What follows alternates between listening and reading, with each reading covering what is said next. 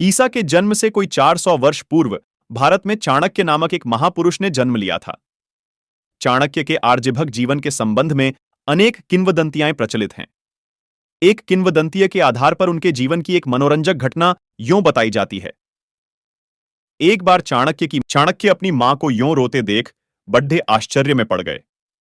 उन्होंने पूछा, मां, तुम मुझे देखकर एकदम क्यों रो पड़ी? चाणक्य की मां बोली, बेटा, तेरे भाग्य में बड़ा राजा होना लिखा है। तू राजा हो जाने पर अपनी मां को जरूर भूल जाएगा। बस यही सोचकर मेरे आंसू निकल पड़े। चाणक्य बोला, लेकिन तुमने यह कैसे जाना कि मेरे भाग्य में राजा बनना लिखा? मां बोली, तुम्हारे सामने वाले 2 दांत बताते हैं कि तुम राजा बनोगे। चाणक्य ने बाहर जाकर एक पत्थर उठाया और अपने दोनों दांत तोड़कर फेंक दिए। लौटकर बोला, लो मां, मैं अपने राज लक्षण वाले दोनों दांत तोड़ आया हूं। अब न मैं राजा बनूंगा और न तुम्हें छोड़कर जाऊंगा।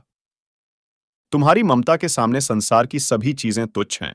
इस कथा से पता चलता है कि वे कितने कोमल मन के थे। चाणक्य तक्षशिला के एक विद्वान ब्राह्मण थे।